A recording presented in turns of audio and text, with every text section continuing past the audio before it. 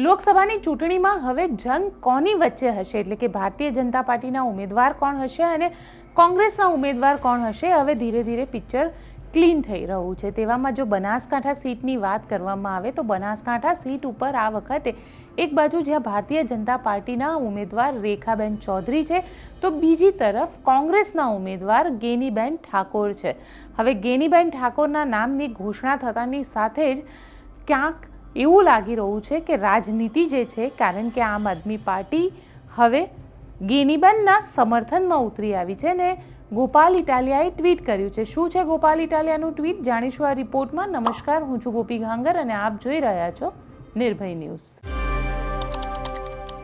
ગુજરાતની અંદર આમ આદમી પાર્ટી અને કોંગ્રેસ બંને ગઠબંધનમાં લોકસભાની ચૂંટણીના મેદાનમાં છે।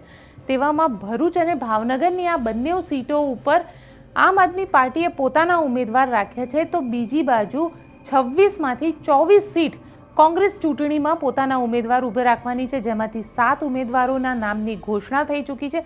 અને બનાસકાંઠાનો જે જંગ છે ત્યાં આગળ મહિલા વર્સિસ મહિલાનો આ જંગ આ વખતે જોવા મળશે અને ખૂબ જ દિલચસ્પ થશે બનાસકાંઠા સીટ ઉપર, કારણ કે એક બાજુ જ્યાં ડોક્ટર રેખાબેન ચૌધરી છે તો બીજી બાજુ ગેનીબેન ઠાકોર છે। ગેનીબેન ઠાકોર પોતે ધારાસભ્ય રહ્યા છે, રેખાબેન પોતે સંગઠનમાં રહ્યા છે અને ગેનીબેનના નામ આવતાની સાથે જ આમ આદમી પાર્ટી એકદમ ગેલમાં આવી ગઈ હોય એવું લાગી રહ્યું છે। એટલા માટે અમે કહી રહ્યા છે, કારણ કે ગોપાલ ઇટાલિયાએ, આપ જોઈ શકો છો ગોપાલ ઇટાલિયાનું આ ટ્વિટર એકાઉન્ટ છે અને ગોપાલ ઇટાલિયાએ પોતે સોશિયલ મીડિયા ઉપર આ પોસ્ટ કરતા ગેનીબેનને શુભકામનાઓ પાઠવી દીધી છે। આ શુભકામનાઓ વિજય નિશ્ચિત છે, કારણ કે ગોપાલ ઇટાલિયા દ્વારા કહેવામાં આવ્યું છે કે ગેનીબેન બનાસકાંઠા લોકસભા સીટ ઉપર ઇન્ડિયા ગઠબંધનના ગેનીબેન ઠાકોરનો ભવ્ય વિજય નિશ્ચિત છે। હવે વિજય નિશ્ચિત, કારણ કે હજી તો ચૂંટણીની શરૂઆત પણ નથી થઈ, ખાલી નામ અનાઉન્સ થયું છે, પ્રચાર બાકી છે।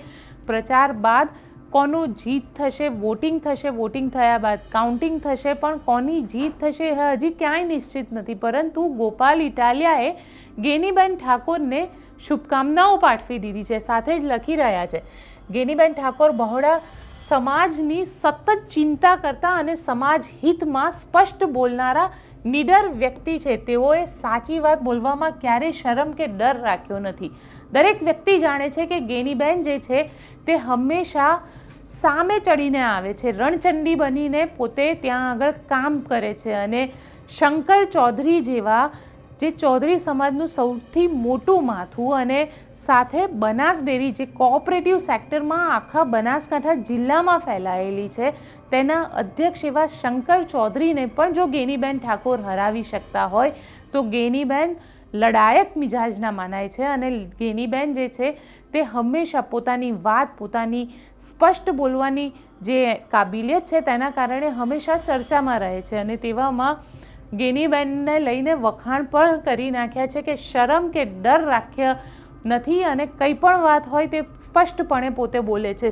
આ સાથે જ તેઓ લખે છે કે આજે તમામ નેતાઓને સત્તાની મલાઈ ખાવા, રૂપિયાવાળા બનવા માટે ભાજપમાં ભળી જવાની દોટ મૂકે છે, ત્યારે ગેનીબેન ઠાકોર એક અડીખમ યોદ્ધા લોકસભા 2024 જીતે એ જ જનતાની ખરી જીત છે। એક તરફ આપણે જોઈ રહ્યા છે કે ભારતીય જનતા પાર્ટીની અંદર કોંગ્રેસના નેતાઓ જોડાઈ રહ્યા છે। ભારતીય જનતા પાર્ટી 5 લાખની લીડ જીતવા માટેનો પ્રયત્ન કરી રહી છે અને તેના માટે સામ, દામ, દંડ, ભેદ બધી જ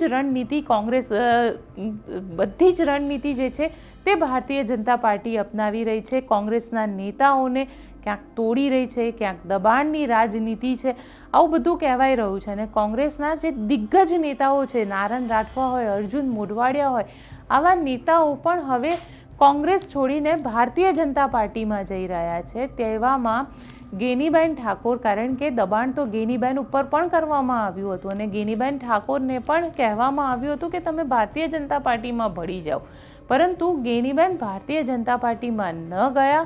પોતે એક મહિલા ધારાસભ્ય હોવા છતાં એક લડાયક મિજાજના કારણે આજે પણ કોંગ્રેસની અંદર પોતે ધારાસભ્ય તરીકે કામ કરી રહ્યા છે ને એ જ લડાયક અંદાજથી કામ કરી રહ્યા છે। તેવામાં ગેનીબેન માટે અહીંયા આગળ ગોપાલ ઇટાલિયા કહી રહ્યા છે કે જે નેતાઓ સત્તાની મલાઈ ખાવા માટે, રૂપિયાવાળા બનવા માટે ભાજપમાં ભળે છે, ત્યાં ગેનીબેન જે છે તે અડીખમ યોદ્ધા બનીને લોકસભા 2024 જીતશે.